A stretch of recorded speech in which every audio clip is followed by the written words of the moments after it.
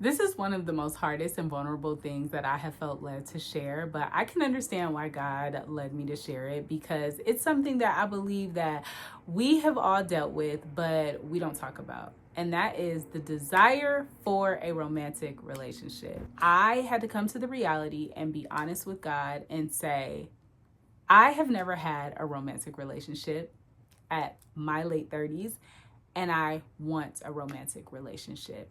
And that was so vulnerable and I felt so naked. But in being honest with God about that, it helped me to process why I was feeling all of these things. And so if you have ever felt this, you have ever, felt like, well, God, I'm faithful, I'm being obedient, I'm serving you, and you're like, but I'm still waiting. Understand that you are not alone and that it is okay to want love. I feel like there is this pressure to trick ourselves into saying, well, God, I'm going to let you do it how you want. And we want to make sure that we aren't idolizing marriage, right? Because we don't want to put anything above God, because an idol can be anything that is put above God, then it's an idol. And so we trick ourselves into saying, well, no, God, it's however you want it. It's your will, not mine. And deep down inside, we want a relationship. And here is the thing. You have to be honest with God because he knows your heart already. We suppress it instead of surrendering it. And one thing about God is it doesn't matter if we suppress it. It doesn't matter if we're not honest about it. If we are not really saying what's in our heart, it doesn't matter because God knows our heart anyway. He knows that we desire a romantic relationship. He knows that we struggle and we really want a partner and we want a partnership and all of these things that come with love. And so I just want you to understand that I get it. It was very hard to be vulnerable about it. It's very hard to talk about it. But here are the things that God spoke to me about that you need to do when you desire a relationship or a partnership romantically. First, be honest with God. Be honest with yourself. Yes, we don't want to idolize it. Yes, you need to know the right reasons of why you want a relationship. Your relationship, the marriage that God is going to give you, is to glorify and honor him, period. No other reason. Like the love and all the extra stuff, that is overflow. But marriage is a ministry. And so you're getting into a relationship because it is going to glorify and it is going to show God's love. Be honest though. Say, God, I do know the reasons I want a relationship, but God, I want one. And that was my hardest thing is I did not want to be honest. I wanted to just say, it's fine. Okay, God, if you want it. But that was causing all kind of friction and just things that were going on where it would be a trigger. And then I just felt like giving up. So you have to be honest with God. The next thing you want to do is you need to surrender. You have to surrender it. You can't just suppress it. You need to literally surrender it to God. You have to give it to God. You have to say, God, I have this desire. I want a romantic partner. I want a partnership. Whatever it is, however you want to state it, but you have to surrender and you say, God, here it is though.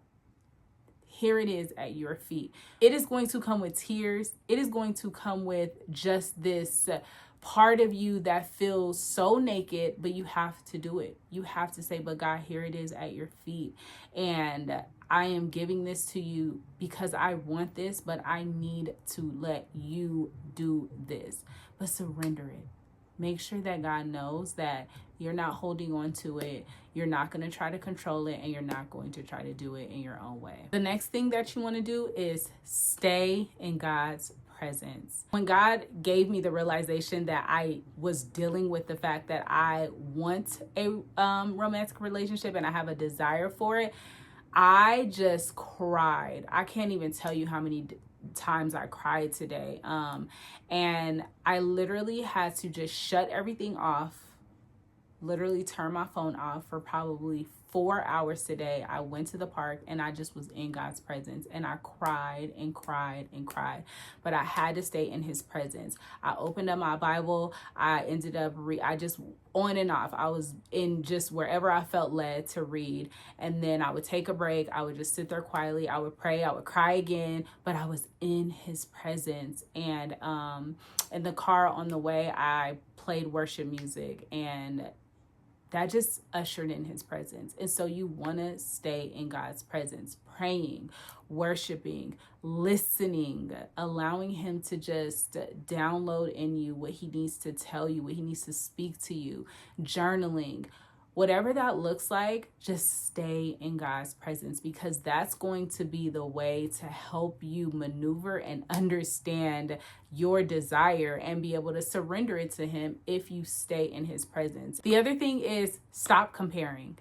Oh my goodness. I was actually at the park and there was this cute little couple. They were all hugged up, and I was like, God, I'm going through this right now, and this is what I got to see.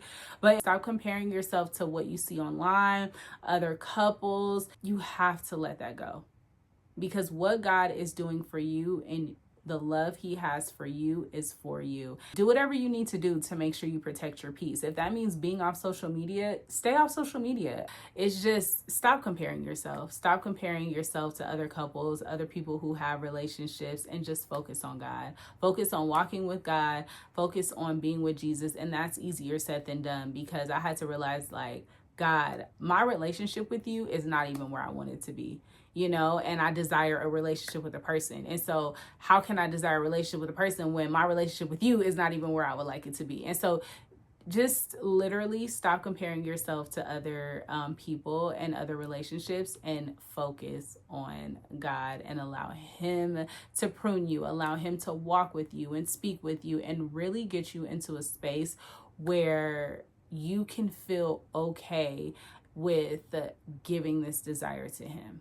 Last but not least, and this is one of the hardest things for me to do, and that's let community in. And that's if you feel led. Sometimes it's hard to be vulnerable because you don't know if people are going to judge you, and to let them know, I'm feeling lonely and I feel this void, and this is something that I really want. But honestly, if you have safe enough people around you, let them in. Let them know that you are struggling with the desire to want a partner and want a romantic relationship, because they are the ones who can intercede and pray for you. They are the ones that can lift you, encourage you, make you laugh, make you smile, be with you, and really just cover you. And so if you are able to, let community in, because it is very vital. It is very necessary. You're not wrong to desire anyone. And that's what I want to encourage you. I don't have all of the answers, okay?